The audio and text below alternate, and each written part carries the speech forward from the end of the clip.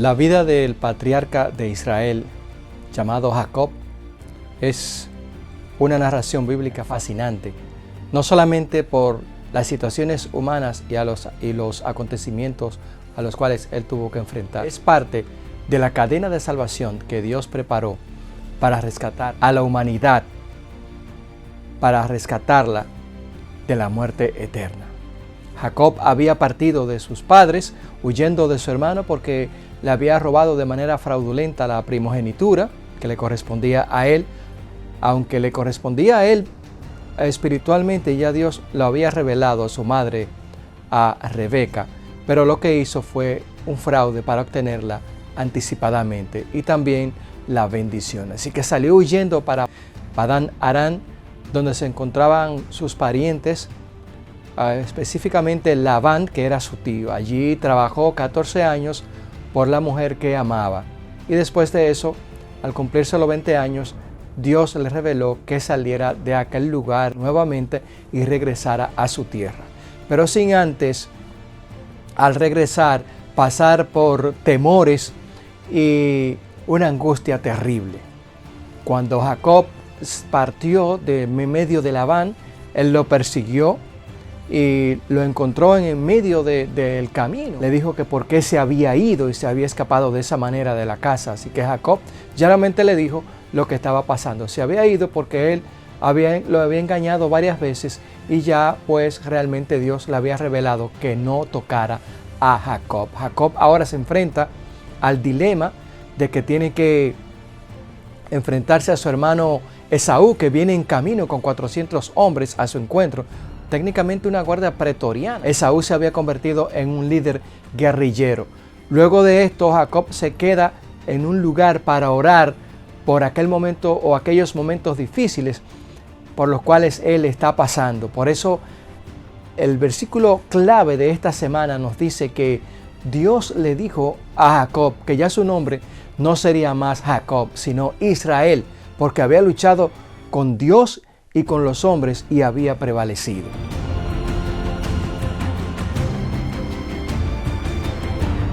Ya su madre había muerto, pero antes de él llegar y encontrarse con Esaú, iba camino del río Jabot, que era un pequeño arroyo, donde él envió a toda la familia para que cruzaran delante de él, y él lo que hizo fue que dividió a los rebaños y a la familia en dos grandes grupos. Por si acaso, alguna eventualidad de un ataque de Esaú hacia las familias. Así que cuando Jacob se queda detrás en el río Jabot para orar y meditar, y ya a medianoche allí orando y suplicándole a Dios que le perdone y que dirija su viaje, de repente sintió que alguien lo toca por la espalda y entonces él se voltea y ve que es un ángel que está luchando con él o un hombre. Y entonces empieza aquella lucha titánica a medianoche entre Jacob y el ángel.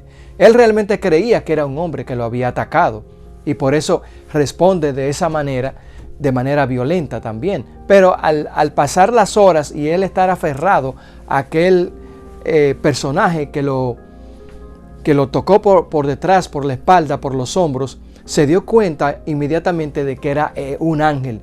Y por eso su tenacidad de no separarse del ángel, porque allí el demonio le recordaba a él su pecado y todo lo que había hecho.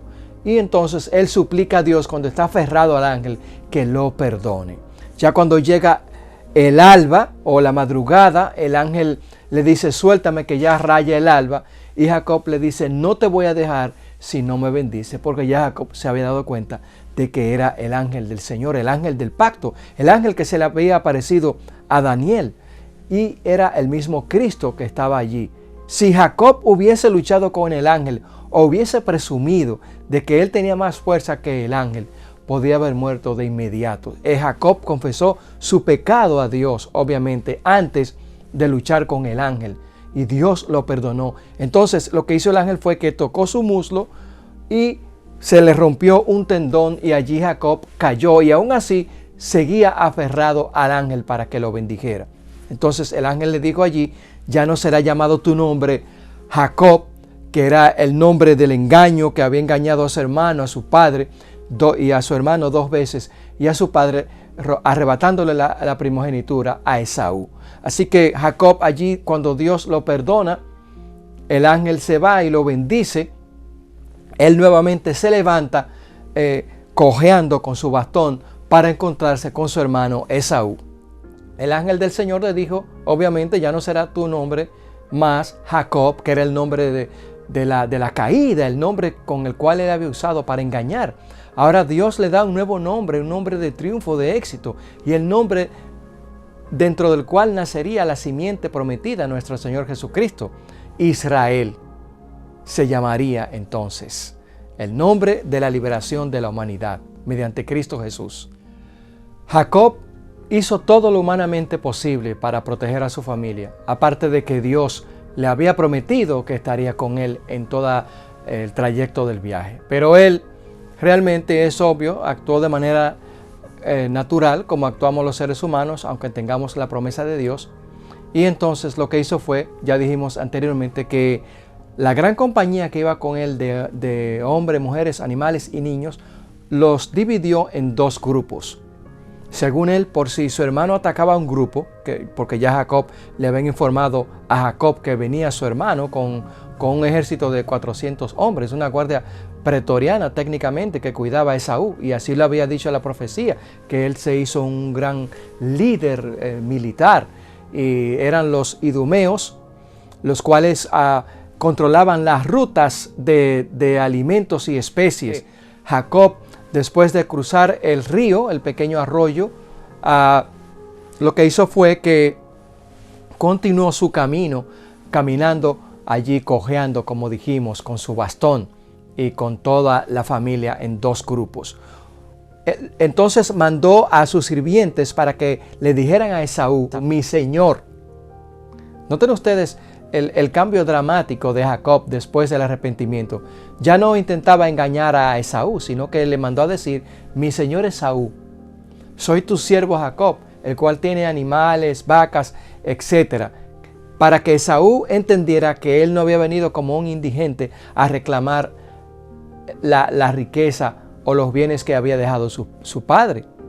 Y también le mandó algunos presentes y siempre se refería a Esaú como mi señor, tratando de apaciguarlo y diciéndole con aquellos mensajes que él se había arrepentido de haberlo engañado. Cuando continuaron caminando hacia la caravana de Jacob, se acercaron los hombres con Esaú delante, y cuando se vieron a lo lejos ya que venían, Esaú se acercó a donde estaba Jacob con la familia que venían también con él. El sentimiento humano pudo más que el odio que tenía Esaú hacia su hermano. Así que salieron corriendo el uno hacia el otro y se abrazaron y comenzaron a llorar. Imagínense ustedes cuando aquellos dos hombres comenzaron a llorar como dos niños desconsolados. Aquellos hombres que estaban con él realmente sintieron lo mismo. Y allí Esaú le reveló o le dijo a Jacob que su madre había muerto. Y Jacob tenía la intención, después de este incidente, de ir a Canaán, donde estaba su padre habitando, para encontrarse con él. Cuando Jacob continúa la conversación con su hermano, recordemos que desde Peniel Dios había dado un nuevo nombre a Jacob, y él le confiesa a Esaú que al ver tu rostro es como si viera el rostro de Dios, refiriéndose a que ya Dios lo había perdonado a él y había recibido el perdón. Y imagínense qué emocionante, ya era una nueva persona, y Esaú lo perdona y se encuentran los dos como realmente dos hermanos que se aman. El gesto de Esaú fue grandioso porque no albergó odio hacia su hermano y vio que realmente Jacob no representaba ningún peligro para él. Una vez ya Jacob se separa de Esaú y se establece entonces en la tierra de Canaán, siguió el mismo patrón de conducta de su abuelo Abraham, porque compró allí un terreno, una parcela, donde él podía construir quizás una casa y estar un tiempo con su familia, no ya nómada como había seguido anteriormente en la tierra prometida. A la familia de Jacob, como una familia un poco disfuncional, le pasaron algunos hechos que son dignos de mención. Lo que queremos decir que Jacob tuvo a sus hijos, 12 hijos, que son los 12 patriarcas del pueblo de Israel, pero también hubo una hija de por medio que se llamó Dina. Y esta jovencita, era una jovencita obviamente, porque la historia narra que cuando ellos estaban allí habitando en aquel lugar, cerca de la ciudad de Siquén, que era una ciudad pequeña, ella fue y se congració con la gente de aquel lugar, o las niñas de aquel lugar, maquillándose y conociendo el ambiente. Y se hizo una gran fiesta y aquella niña fue a la fiesta, y cuando fue a la fiesta fue violada por el hijo de aquella ciudad, que precisamente se llamaba Siquén, el hijo de Hamor el Heveo, el que venía siendo como el jefe tribal de aquella región. Así que el Siquén, el sensual, violó a Dina, que era una niña técnicamente. Y cuando la violó, Jacob, al saber la noticia, se puso triste, pero no dijo nada, porque ya tenía experiencia de lo que podía pasar y tenía un temperamento ya que podía enfrentar aquel tipo de situaciones. Los hijos, sin embargo, se preocuparon mucho al ver que aquella niña o aquella jovencita, una adolescente, había sido violada por aquel hombre. Así que no dijeron nada a su padre y prepararon una retaliación para castigar a aquel hombre que había violado a su hermana.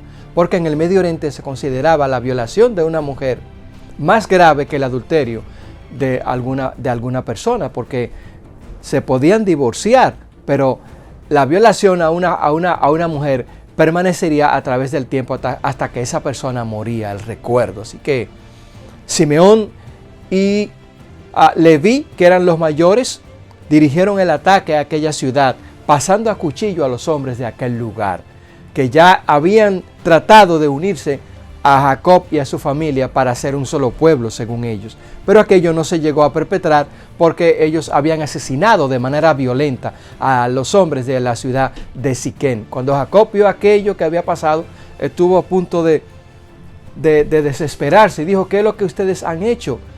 Toda la gente se va a unir ahora de esta región y me va a destruir a mí, que no tengo capacidad militar. Pero Dios puso temor en la gente de aquel lugar para que no atacaran a Jacob. Pero eso pasó allí en medio de la vivencia de la familia de Jacob. Noten ustedes la importancia de que a veces nosotros como cristianos queremos pactar con las cosas del mundo y experimentar lo que nos puede pasar a nosotros.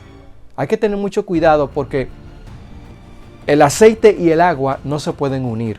Así también los hijos de Dios debemos de estar con las personas que nos crean confianza y las cuales también pueden aportar a nuestras vidas un beneficio marital. Así que Dina pasó por la amarga experiencia de ser violada y de provocar aquella situación por tratar de probar lo que eran las costumbres de aquella gente que vivían en la ciudad de Siquén. Después de este incidente en que la única hija de Jacob fue violada y sus hermanos Simeón y Leví habían atacado a aquellas personas y le habían pasado a cuchillo o a espada, la vida de Jacob pasó entonces a ser un poco más placentera, en el sentido de que la familia y él tomaron la decisión de quitar los dioses y la idolatría que había en medio de ellos. Recordemos que aunque la familia de Jacob venía de Ur de los Caldeos, algunos de ellos continuaban adorando dioses falsos aún a escondidas y lo tenían en sus casas o en sus tiendas. Así que toda la familia se unieron allí junto a Jacob el patriarca e hicieron un pacto con Dios para quitar los dioses falsos que estaban en medio de ellos, incluyendo los dioses que tenía Raquel, la esposa de Jacob. Este nuevo pacto que que ellos hicieron con el Señor de apartarse de la idolatría ilustra el momento espiritual en que ellos se encontraban y el deseo de servir a Dios. Dios insta a Jacob a dejar a Siquén y a partir de nuevo a Betel para renovar el pacto con Dios, de dejar aquellos ídolos que estaban físicamente allí en medio de ellos, y limpiar su corazón para comenzar una nueva vida. Es importante señalar que nosotros también como cristianos debemos de renovar nuestro pacto y apartarnos de los ídolos que nos rodean y comenzar una nueva vida con Dios. Porque Él, a pesar de que muchas veces nosotros adoramos o tenemos dioses, siempre Él cumple su pacto a pesar de esas cosas. 3 hechos importantes marcaron la vida del patriarca Jacob ya cuando se establece aquí en Betel. Y fue la muerte de su amada esposa Raquel. Fue un hecho que definitivamente marcó el corazón de Jacob porque era la mujer amada y murió de parto al tener a su último hijo, Benjamín, o llamado Benoni, que significa el hijo de mi desgracia. Y el otro hecho importante que le ocurrió a Jacob fue la convivencia de su hijo mayor Rubén con la concubina Bila, o mejor dicho, el adulterio de Rubén con Bila, que era esposa o mujer de Jacob, porque en aquella época se acostumbraba a practicar la poligamia. A pesar de la disfuncionalidad de la familia de Jacob y de todos los hechos que marcaron a esos personajes, la esencia de este asunto es que Dios cumplió su promesa y el pacto que Él había hecho con la familia humana. A pesar de la disfuncionalidad y del pecado de ellos, Dios siempre cumple su pacto con nosotros. Y precisamente de aquellas familias o de aquel patriarca nacería nuestro Señor Jesucristo más adelante. A pesar de todos los problemas y los acontecimientos por los cuales había pasado aquella familia, la voluntad de Dios se iba a cumplir a través de ella. Dice Jeremías, refiriéndose a esta angustia de Jacob, por la cual pasará el pueblo de Dios en los últimos días, cuando los poderes del mal, el dragón y la bestia se unan para destruirlo. Dice el profeta Jeremías 35 al 7, porque así ha dicho Jehová, hemos oído voz de temblor, de espanto y no de paz. Inquirid ahora y mirad si el varón da a luz, porque he visto que todo hombre tenía las manos sobre sus lomos, como mujer que está de parto, y se han vuelto pálidos todos los rostros. ¡Ah, cuán grande es aquel día! Tanto que no hay otro semejante a él. Tiempo de angustia para Jacob, pero de ella será librado.